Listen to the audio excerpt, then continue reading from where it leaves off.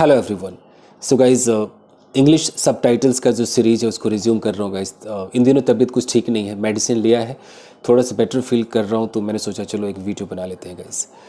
चलिए गाइज शुरू करते हैं। यहाँ पर आप देख रहे हैं, यहाँ लिखा है bad tip, they probably botched it. अब टिप का मतलब क्या होता है? टिप का मतलब है कि अगर कोई पुलिस वाला है और पुलिस वाले को जब कोई इन्फॉर्मेशन देता है कि साहब वहाँ ना स्मगलिंग हो रही है, साहब साहब वहाँ तो गैरकानूनी चीज़ें बेची जाती हैं, तो जो टिप मिलता है यानी कि इन्फॉर्मेशन मिलती है उनको। आप हिंदी में इसको जो कहना है कह लो, उनको एक इन्फॉर्मेशन मिलती है कि अच्छा कहीं पर कुछ हो रहा है, अच्छा वो गुंडा ना आज वहाँ आएगा, ये टिप मिल गई। हालांकि वो टिप ऑफ होता है बट लोग टिप टिप भी कह देते हैं, तो ये तो चलो वो हो गया। यहाँ लिखा है कि दे प्रोबेबली बॉच्ड इट। ये जो बॉच आप देख रहे हैं ना, ये बेहतरीन वर्ड है, बॉच, BOTCH, बॉच। बॉच का मतलब होता है किसी काम को ख़राब कर देना, गड़बड़ कर देना। मान लीजिए कि आपको अपने दीवार को पेंट करना है और आपके फैमिली में किसी ने बोला भाई पेंटर बुला लो, दीवार पेंट करना। आप कह रहे अरे हम खुद ही कर लेंगे। आप खुद ही दीवार को पेंट करने लगे, यानी कि आपने क्या कर दिया, खराब पेंट किया, यानी कि आपने बॉच कर दिया। तो सामने वाला बोलेगा you have just botched it, what the hell have you done, you have botched it. तुमने सब कुछ खराब कर दिया यार। चाहे आप कुछ खाना पका रहे हो, किसी ने बोला भाई समोसे बना लोगे घर पे, हाँ हाँ बिल्कुल बना लेंगे, और 3 कोने की जगह आपने 4 कोने निकाल दिए, क्या समोसा आपने बनाया? आपने सब गड़बड़ कर दिया।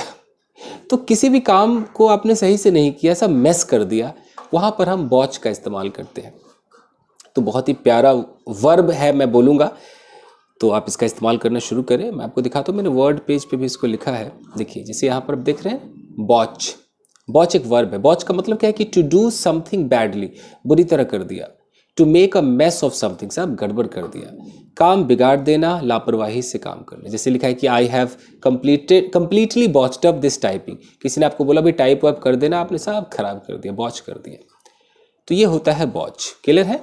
चलिए गाइस अगला देखते हैं। अगला जो है इसको कहते, यहाँ लिखा है कि लेट्स पे हिम अ विजिट। ये तो खैर सबको आता ही है, तब भी मैंने बोला कि अंग्रेज लोग भी इसका इस्तेमाल करते हैं। पे समवन अ विजिट, तो आप भी बोल सकते हैं। पे समवन अ विजिट का मतलब कि चलो वहाँ पर चलते हैं। जैसे यहाँ लिखा है कि पे हिम अ विजिट, यानी कि इसका मतलब है कि to go somewhere to visit, कहीं पर आप जाते हो किसी घर। जैसे she paid me a visit while I was in the hospital. बंदा कह रहा भाई मैं हॉस्पिटल में था, and she paid me a visit, यानी कि वो मुझसे मिलने आई। To go somewhere to visit, कहीं पर आप विजिट करते हो, वहाँ पर आप ये पे लगा सकते हो। और यहाँ समवन का मतलब है कि आप उससे मिलने जाते हो तो उसका जिक्र कर सकते हो, हिम हर करके। जैसे कि I paid him a visit, she paid me a visit. इस समवन की जगह आप मी हर हिम बोल सकते हो। तो स्पोकन इंग्लिश में भी आप इसका इस्तेमाल करना शुरू कर दीजिए। दैट ओके यार, yesterday I went to pay him a visit, मैं उससे मिलने के लिए वहाँ पर गया था। अगला देखिए। अगला जो है यहाँ लिखा है Donny I am tapped out, no problem, I am tapped out. अब ये टैप्ड आउट का मतलब क्या है? 2 तरीके से हम टैप्ड आउट का इस्तेमाल करते हैं। अगर किसी के पास अब कुछ भी नहीं बचा है, धन के मामले, पैसे के मामले में, अगर उसके पास पैसा नहीं है, उसके पास कुछ भी रुपए नहीं बचे, तो कह सकता है आई एम टैप्ड आउट। ये उनका स्लैंग है। टैप्ड आउट का मतलब कि अब मेरे धोरे पैसा ना है भाई, मेरे पास अब पैसे नहीं है, आई एम टैप्ड आउट। और कई बार कोई बहुत थक जाता है, एकदम टायर्ड हो जाता है एकदम, कि भैया अब कुछ नहीं, अब कोई जान नहीं बची अभी, हाँ आई एम टैप्ड आउट। दोनों ही सूरत में आप इसका इस्तेमाल करते हैं। जब आप इंग्लिश मूवीज़ देखेंगे तो सिचुएशन देखना पड़ेगा कि किस मैटर पे बातें चल रही हैं। जैसे यहाँ पर लिखा हुआ है टैप आउट, देख लीजिए, having spent all your money, यानी कि आपने सारे पैसे अपने जो है वो खर्च कर दिए हैं, तब आप कहते हैं कि आई एम टैप्ड आउट। या वेरी टायर्ड, आप बहुत थके हुए हैं, विद नो एनर्जी, तब भी आप कहते हैं टैप्ड आउट। जैसे after paying our daughter's college tuition we are tapped out. अब देख लीजिए, अपनी बेटी के कॉलेज का ट्यूशन देने के बाद अभी हम लोग क्या है, टैप्ड आउट है, यानी कि आउट ऑफ मनी है, पैसे हमारे पॉकेट में अब नहीं बचे हैं, पैसे बिल्कुल नहीं है, टैप्ड आउट। क्लियर है? चलिए अगला जो है, क्या लिखा है कि लूज लिप्स सिंक शिप्स। ये एक कहावत है, लूज लिप्स सिंक शिप्स का मतलब क्या है? मान लीजिए कि यहाँ पर कोई व्यक्ति है और वो कहीं भी बैठ करके किसी भी इंफॉर्मेशन को लीक कर रहा है, इंफॉर्मेशन बता रहा है कि पता है ऐसे हो गया, यानी कि उसके जो लिप्स है ना वो लूज है, ऐसे टाइट नहीं है, वो टाइट लिप्ड नहीं है, लूज है। तो लूज का मतलब है कि सारी इंफॉर्मेशन, सब सीक्रेट बातें वो बार बार बाहर कर देता है। ये नहीं सोचता है कि इन खबरों को हो सकता है कोई और सुन रहा हो, और ये बंदा इन खबरों को सुन करके आगे न जाने क्या करवा दे, कहाँ तक पहुँचा दे। तो यानी कि भैया अगर इस तरीके से तुम्हारे जो होठ है वो लूज रहेंगे तो नैया तो डूब जाएगी ना भाई। देख रहे हो, loose lips sink ship. Sink का मतलब होता है डूबना या डुबाना। तो तुम्हारे ये जो लूज जो लिप्स हैं वो तुम्हारे नैया को, तुम्हारे जहाज को भैया डुबा देंगे। तो लूज लिप्स सिंक शिप्स आप भी किसी को कह सकते हैं। मुझे लगता है कि रोजमर्रा में आप इसका इस्तेमाल कर सकते हैं कि लूज लिप्स सिंक शिप्स। जैसे आप, मैंने इसको लिखा भी है यहाँ पर, देख लीजिए। देखिए लिखा है, don't talk carelessly because you don't know who is listening. मतलब आप केयरलेसली बातें ना करें क्योंकि आपको नहीं पता कि आपको कौन सुन रहा है। हो सकता है कोई ऐसा बंदा सुन रहा हो जो भाई आपकी वाट लगा दे। जैसे you never know who is going to hear, आपको नहीं पता कौन आपको सुन रहा है। वॉट यू से, जो भी आप कहते हो, and how they will use, और वो उसका कैसे इस्तेमाल करेंगे। व्हाट दे हियर, आप जो कहते हो उसको जो सुनते हैं वो उसका कैसे इस्तेमाल करेंगे। याद रखो, लूज लिप्स, अगर तुम्हारे होठ हर जगह खुल गए, ढीले पड़ गए, सिंक शिप्स, तुम्हारी नैया डूब जाएगी भाई। ओके, चलिए गाइस आगे देखें। रबड़ कहाँ गया जी। चलिए गाइस अगला है, यहां जो लिखा हुआ है ये एंट करके जो लिखा है, एक मिनट जरा कलर चेंज करें। जैसे एंट दैट द ट्रुथ। एंट होता क्या है? एंट का मतलब होता है, आप एम के साथ अगर नॉट बोलते हो तो एम नॉट की जगह भी आप कह सकते हो एंट, AIN, यहाँ कॉमा लगाकर टी। अगर आपको बोलना है इज नॉट, तो अंग्रेज लोग, उनका ये स्लैंग है, वो अंग्रेज लोग इसको भी एंट कह देते हैं। अगर बोलना है आर नॉट, तो आर नॉट को भी वो लोग एंट कह देते हैं, यू नो। और हैव नॉट, हैज नॉट को भी एंट कह देते, बट ये तीनों तो पक्का है, MR इसको। तो यहाँ क्या है कि एंट दैट द ट्रुथ का मतलब कि क्या ये सच नहीं है। यानी कि अगर हम इसको बोलते तो हम कैसे बोलते हैं, हम ऐसे बोलते कि इजेंट इट या इजेंट दैट द ट्रुथ। हम इजेंट दैट बोलते, उन्होंने एंट बोला है। तो मैं ये बता रहा हूँ कि आप एंट, हालांकि हम इंडिया में उतना चलता नहीं है, बट इंग्लिश मूवीज वगैरह देखें तो आपको पता होना चाहिए एंट का क्या मतलब है। ठीक है, तो एंट का मतलब है कि is not, are not, am not, मतलब नहीं, नहीं वाली फीलिंग देता है। चलिए आगे देखते हैं। क्या लिखा है कि I think you all got me confused with somebody. देखिए, मान लेते हैं कि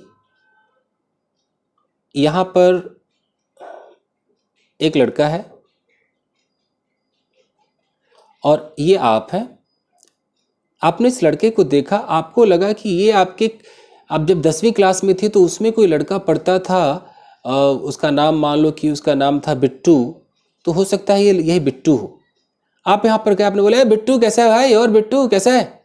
अब बिट्टू कह रहा है कि भैया I think you got me confused with someone. अब उसने बोला कि मुझे लगता है कि you got me confused, got लगाया, यहाँ मी लगाया, उसने कन्फ्यूज्ड बोला, यू गॉट मी कन्फ्यूज्ड, और फिर उसने विद लगा दिया, विद फलाना, यानी कि you got me confused with Bittu, यानी कि तुम मुझको बिट्टू समझ बैठे हो। भैया बिट्टू नहीं है। तो इसका मतलब क्या है कि कोई आपको कोई और समझ बैठे, तो आप वहां पर कह सकते हो कि यू गॉट मी कन्फ्यूज्ड, या you know I am not getting you confused with someone else, you are Bittu, I am not getting you confused with someone. तो एक तो ये तरीका है। उसकी जगह एक और तरीका है, एक होता है mistake, mistake someone for someone. जैसे मैं कह सकता हूं कि you have mistaken me for Bittu, तुमने मुझको गलती से बिट्टू समझ लिया।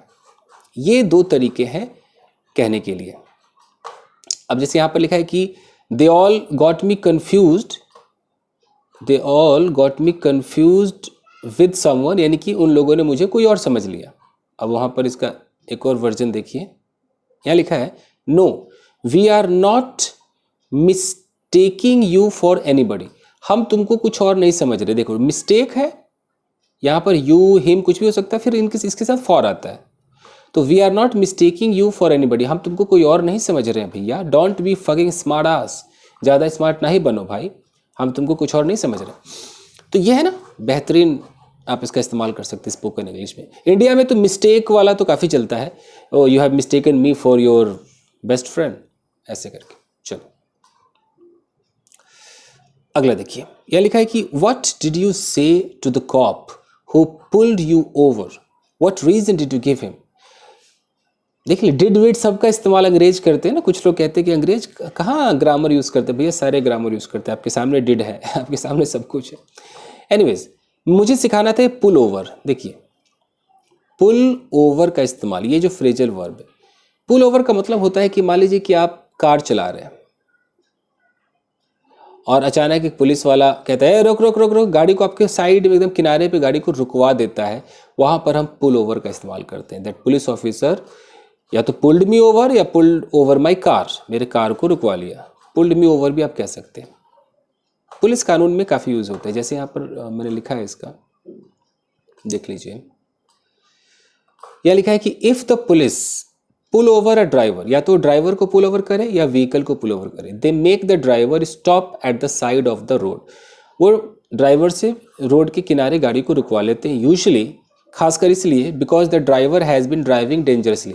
अगर ड्राइवर बहुत ही खतरनाक तरीके से गाड़ी चला रहा हो, बहुत ज़्यादा स्पीड में चला रहा हो, तो पुलिस वाले गाड़ी को पुल ओवर करते, मतलब गाड़ी पुल ओवर का मतलब गाड़ी को रुकवा लेना है, रोक रोक रोक, साइड में, थामा थामा थामा, साइड में, ऐसे। The officers pulled him over after a high speed chase. काफ़ी हाई स्पीड में गाड़ी चल रही थी, पुलिस वाले भी पीछे थे और लास्ट में पुलिस वालों ने उसकी गाड़ी को रुकवा लिया, तो पुल ओवर करवा लिया। Police pulled over his Mercedes near DP, कोई जगह का नाम है, उसके मर्सिडीज को गाड़ी को रुकवा लिया। तो पुल ओवर का मतलब है गाड़ी को रुकवा लेना। ठीक है, चलिए आगे देखते हैं। चलिए अगला यहाँ लिखा है कि why don't we just call it a day. ये तो बहुत बेहतरीन एक ईडियम फ्रेज में आता है, call it a day, call it a day. ये तो गवर्नमेंट जॉब की तैयारी वाले बच्चे खूब रटते हैं इसको। कॉल इट अ डे का मतलब है कि आप बहुत ज़्यादा काम कर रहे हो, थक गए हो, अब आप कहते हो कि अब छुट्टी करते हैं, just call it a day, मतलब बस अब इसको छुट्टी घोषित कर दो। या तो काम करके ज़्यादा थक गए, अब नहीं करना चाहते हैं, तो अब बचा हुआ काम बाद में करेंगे, अब छुट्टी कर दो भाई। तो कॉल इट अ डे का मतलब है कि अब काम रहने दो, छुट्टी कर दो। Come on, let's call it a day, I don't want to do this work today, just call it a day. चलो इसको छुट्टी घोषित कर देते हैं, जैसे यहाँ पर लिखा हुआ है, to stop what you are doing.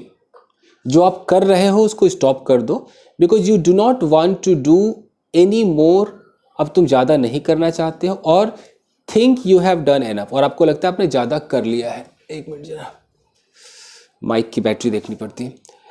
तो समझ में आ रहा है, या तो आपको लगता है अब ज़्यादा हो गया है, now let's call it a day, चलो छुट्टी करते हैं।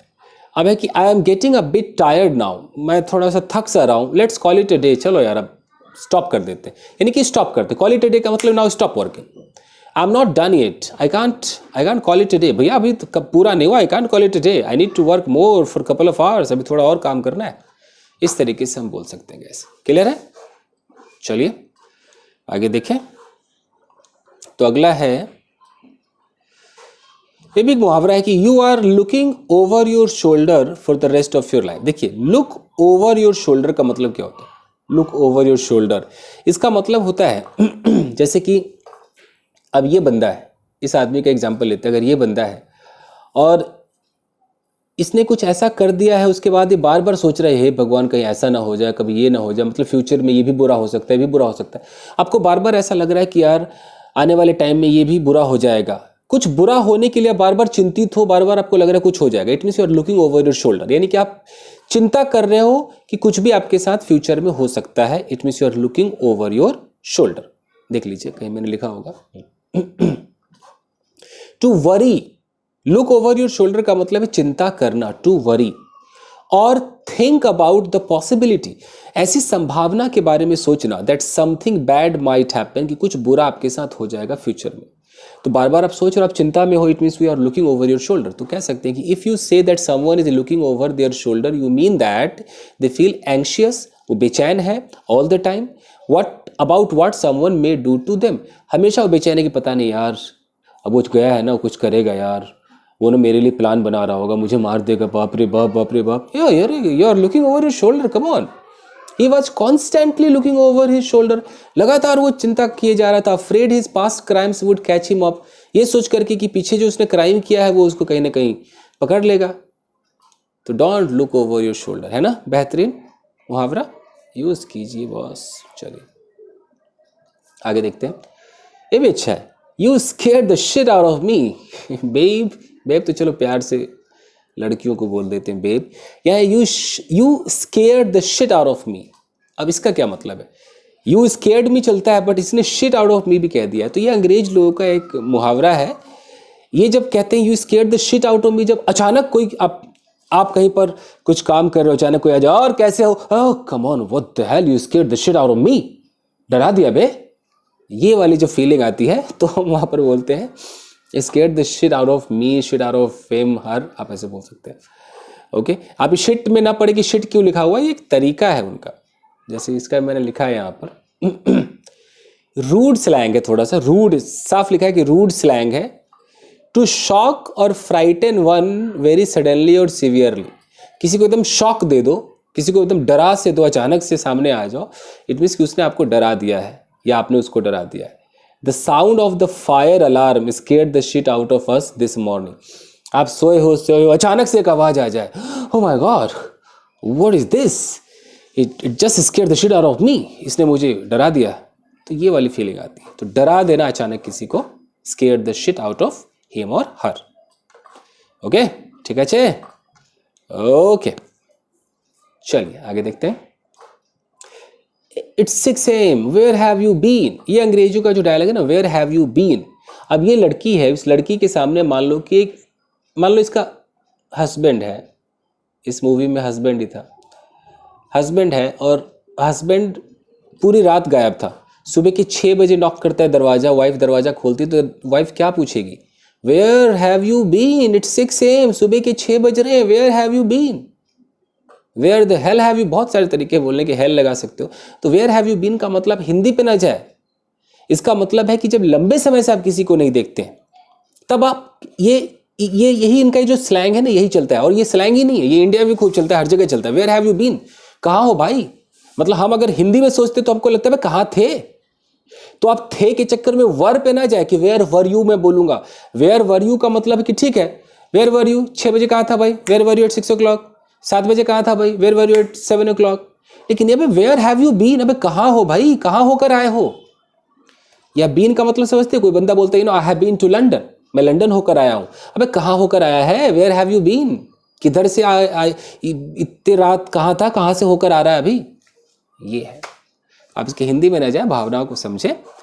अब कोई जब आपको बहुत लंबे समय से मिला, आप एक्सपेक्ट कर रहे थे कि यार 6 बज गया अब तक नहीं आया, 7 बज गया, 8 बज गया, 9 बज गया, अचानक 12 बजे आता है, अबे ओए वेयर हैव यू बीन भाई, कहाँ से आ रहा है, कहाँ था तू, ये है। चलिए आगे देखें, क्या लिखा है, but there is a hitch. किसी चीज में अगर एक हिच है, हिच का मतलब है कि एक प्रॉब्लम है, कोई समस्या है, तो हिच मतलब समस्या। हिच, अब इस हिच पे मैंने कुछ लिखा है, देख लेते हैं। Hitch hitch hitch hitch, hitch पे भी लिखा है मैंने। देखिए हिच का मतलब, हिच एक नाउन है, तो hitch is a slight problem, एक कोई छोटी सी प्रॉब्लम है और डिफिकल्टी है which causes a short delay, जिसकी वजह से थोड़ा आपको कुछ किसी चीज में डिले हो जाएगा देर हो जाएगी। तो आप कह सकते हो कि no like there was a little hitch, और इसमें एक हिच है, एक प्रॉब्लम है। After some technical hitches the show finally got under way. कुछ टेक्निकल हिचेस थे, उसके बाद शो जो है वो चलने लगा। तो टेक्निकल हिच हो सकता है, ग्लिच कैसे हम लोग बोलते हैं, टेक्निकल ग्लिच है, वैसे हिच है। The 5 hour operation went without a hitch, 5 घंटे का ऑपरेशन चला बिना किसी हिच के, कोई प्रॉब्लम नहीं था। तो कोई वाकई मशीन में प्रॉब्लम हो तब भी हिच कह सकते हैं, और कोई ऐसे भी प्रॉब्लम है आपके बिजनेस में है या कुछ ऐसी प्रॉब्लम आ गई हो तो आप कह सकते हैं कि छोटा सा हिच है, हो जाएगा, सब सही हो जाएगा। ठीक है जी, चलो अगला। ये मैंने लिखा है, जैसे एक रुपए गिनने वाला एक मशीन था, तो उसमें था कि they run the notes through the counting machine. तो अगर काउंटिंग मशीन से कोई पैसे गिन रहा है तो उसके लिए रन द नोट्स था। मुझे लगा मुझे आपको सिखाना चाहिए कि hey come on let's run the notes through the counting machine, चलो यार पैसों को गिनते हैं। तो गिनते हैं तो लिटरली काउंट द नोट्स की जगह लिखा है कि run the notes through the counting machine. तो मशीन से उस नोट्स को रन कराओ, गुजारो, तो अपने आप काउंटिंग आ जाएगा कि 1 लाख है, 2 लाख है, 5 लाख है। तो run the notes, run the notes, ये आप याद रख लीजिएगा। You know they were running the notes through the machine. आगे देखें, यह लिखा है कि ये let me holler at him for a second. किसी पर आप हॉलर करते हैं तो हॉलर का मतलब आप उस पर शाउट करते हैं, आप उस पर चिल्लाते हैं। तो ये एक अंग्रेजों का जुमला है, हे डोंट हॉलर एट मी, मुझ पे चिल्ला मत। हम लोग यहाँ क्या बोलते हैं, येल बोलते हैं, डोंट येल एट मी कहते हैं, डोंट शाउट भी कह देते हैं। उनका ये हॉलर है, तो हॉलर आप याद कर सकते हैं, डोंट हॉलर एट मी। चलिए आगे देखें, यहाँ पर लिखा है एंड थॉट, एक मिनट, thought I would come by and say hello to my little monkey. देखिए कम बाई का मतलब क्या होता है, कम बाई का मतलब होता है कि अचानक आप किसी से मिलने आ जाते हैं, टू पे अ विजिट भी आप कह सकते हैं। और कम बाई का एक और मतलब होता है कि बहुत ही मुश्किल चीज़ आपको मिल गया, अचानक आपको मिल गया, जैसे आप यहाँ पर देख लीजिए come by. Come by something का मतलब है to get something, specially something that is hard to get. कोई ऐसी चीज़ जो बहुत मुश्किल से मिले वो आपको मिल जाए, तो यू केम बाई। जैसे कि hey how did you come by such a beautiful house, अचानक आपने घर खरीद लिया, अब इतना प्यारा घर आपको मिल गया, तो कोई पूछेगा ना hey how did you come by this house. तो कम बाई का मतलब है टू गेट समथिंग, घर आपको मिल गया, विच इज़ हार्ड, जो मुश्किल से मिलता वो आपको आसानी से मिल गया, तो how did you come by.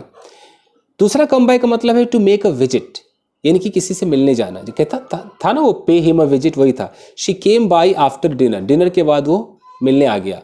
Come by Milne आ जाना, आफ्टर वर्क, काम के बाद, and I will give you some clothes for the rummage sale, और मैं अचानक कुछ भी बेचने के लिए मैं तुम्हें एक दूंगा ये कपड़े। तो कम बाई का मतलब आ जाना, तो अचानक से मिलने को भी हम कम बाई कहते हैं। किसी से मिलने चले जाओ, नहीं तो कोई मुश्किल चीज़ ने को आपने प्राप्त कर लिया है।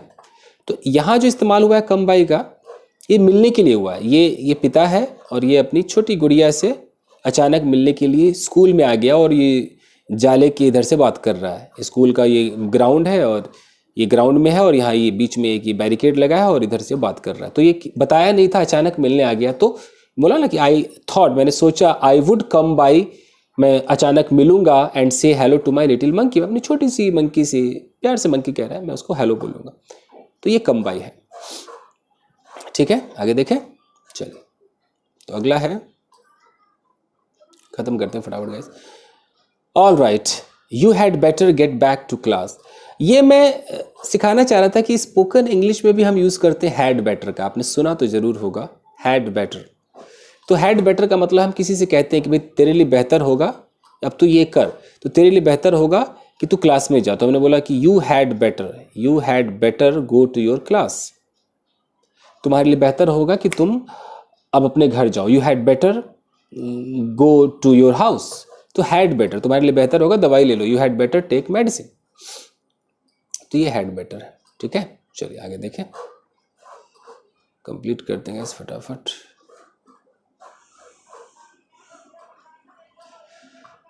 यहां लिखा हुआ है कि tug it, make sure it's in there good.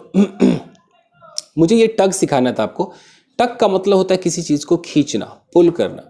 अगर कोई आपके बाल को ऐसे खींच रहा है तो भी पुल है। आप किसी रस्सी पे ऐसे जोर से खींचते हैं रस्सी को, वो भी आप टग है वो, तो आप पुल बोलो या टग बोलो। तो टग इनका स्लैंग है, चलता है।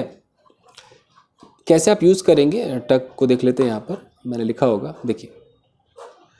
टग एक वर्ब है। टग का मतलब है, कलर चेंज करें, इसका मतलब कि इफ़ यू टग समथिंग, या तो आप किसी चीज़ को खींचते हो, टग करते हो, या टग एट इट, या उस पर आप एट भी लगा के बोलोगे ना, I want to tug it at, tug at it, tug at, मान लो कोई रस्सी है, you give it a quick and usually strong pull, यानी कि आप एक अचानक से ऐसे करके खींचते हो, स्ट्रॉन्ग पुल है। तो आप कह सकते हो कि come on tug at it, या गिव इट अ टग, इस तरीके से। तो टग का मतलब है कि एक खिंचाओ, एक पुल करो इसको। A little boy came running up, दौड़ता हुआ आया, and tugged at his sleeve, अपने स्लीव को झटके से खींचा एक्साइटेडली। शी किक्ड हिम, उसने उसको लात मारी, टगिंग हिज थिक हेयर, उसके मोटे हेयर को खींचते हुए एक लात मारी। तो टग का मतलब खींचना है। ठीक है, चलिए आगे देखें। है जान बची हुई बैटरी में, ठीक है। अगला जो है लिखा है कि reach inside your pockets, remove your cellphones. ये बहुत ही प्यारा ये ईडियम आप कह लीजिए, रीच इनसाइड। मतलब कि आप किसी भी चीज़ में अपने हाथ को लंबा बढ़ा करके आप उसे चेक करते हो, तो आप कह सकते हो कि reach inside your pocket, reach inside the bag. Inside की जगह आप खाली इन का भी इस्तेमाल कर सकते हो, यानी कि आप हाथ को और एक्सटेंड करो, थोड़ा और बढ़ाओ, देखो किस अंत तक वो चीज़ है, तो रीच इनसाइड या इन आप कह सकते हो। मैंने इसको यहाँ पे लिखा भी है, जैसे यहाँ पे लिखा हुआ है कि रीच इनसाइड का मतलब कि टू एक्सटेंड वंस हैंड, अपने हाथ को बढ़ाओ, इनसाइड ऑफ समथिंग, किसी भी चीज़ के अंदर हाथ को ले जाओ।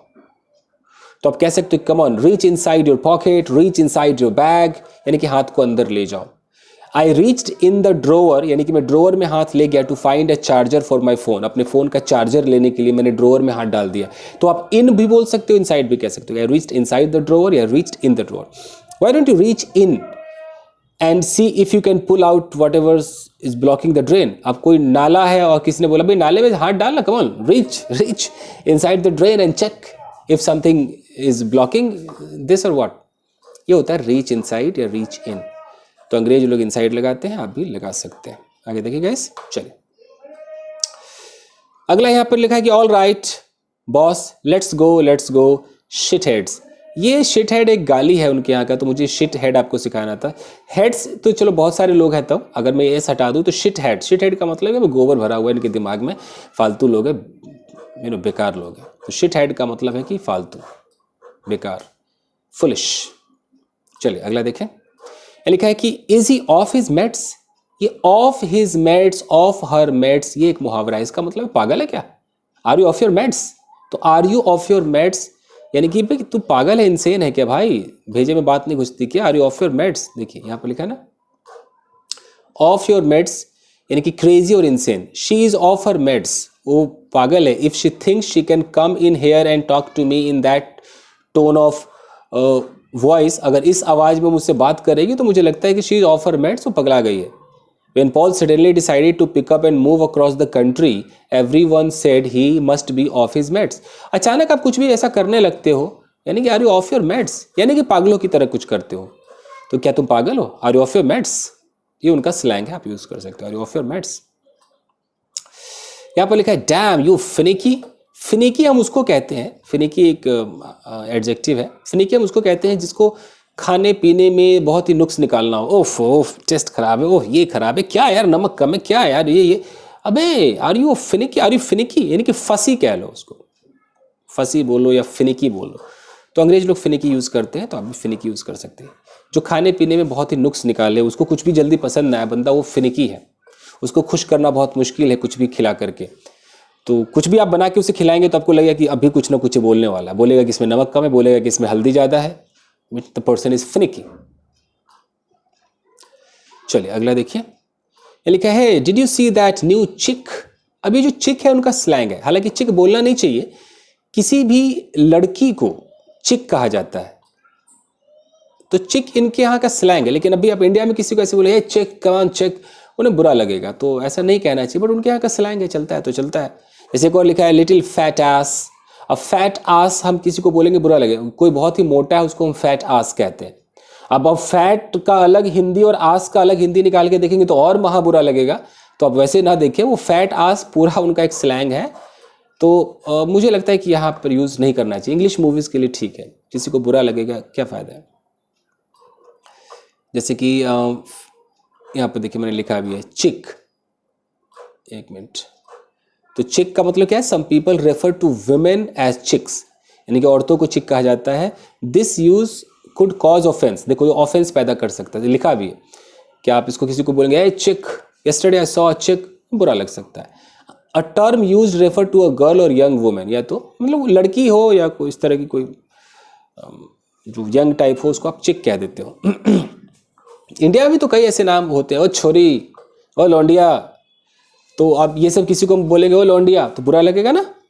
तो उसी तरीके से अगर कोई अंग्रेज हमारे यहाँ आएगा और वो अचानक हमारे यहाँ का वर्ड सीख जाएगा लौंडिया, और तो हम उसे बोलेंगे देखिए भैया किसी को ऐसे जाके मार्केट में अचानक लौंडिया मत कहते ना, बुरा लग जाएगा। ये किसी खास गाँव घर की वो भाषा है, वहाँ का एक स्लैंग है। यहाँ पर छोरी भी कह देते, लाली भी कह देते, मोरी, पता नहीं क्या क्या बहुत सारे नाम होते हैं ना। तो छोरी जैसे है यूपी बिहार में छौरी है, छोरी है, लौंडिया है, तो ये सब आई होप आप समझ पा रहे होंगे। तो अंग्रेजों का भी अपने यहाँ का वो है। बांग्ला में क्या बोलते हैं? मे, ए मे, तो ये सब नहीं बोलने का उनके यहाँ का स्लैंग है। जैसे यहाँ पर है फैट आस। अब फैट आस का मतलब यहाँ पर क्या है? अ फैट पर्सन, किसी फैट पर्सन को कहते हैं फैट आस। तो आप ये नहीं कि फैट का अलग मतलब निकालो, आस का अलग मतलब निकालो, तो खराब से लगेगा। चलिए गैस आगे देखें। यहां पर लिखा है कि आई बिसीच यू कम क्विकली। बिसीच बहुत ही प्यारा वर्ड। बिसीच का मतलब मैं तेरे हाथ जोड़ता हूँ, मैं रिक्वेस्ट करता हूँ, मुझे तेरी बहुत जरूरत है, बिसीच यू। तो बिसीच का मतलब मैं तेरे हाथ जोड़ता हूँ, विनती करता हूँ। मैं ज्यादा बोल नहीं पा रहा हूँ गाइस, तो बिसीच आप ढूंढ लीजिएगा। ज्यादा देर बोला नहीं चाहिए, आई थिंक खत्म ही हो गया। तो बस आज के लिए इतना ही दोस्तों, अचानक बोला ही नहीं जा रहा। थैंक यू वेरी मच, मिलते हैं अगले वीडियो में गाइस। लाइक जरूर कीजिएगा, लाइक करेंगे तो यूट्यूब पे प्रमोशन होगा, मतलब वीडियो आगे बढ़ेगा। Thank you guys.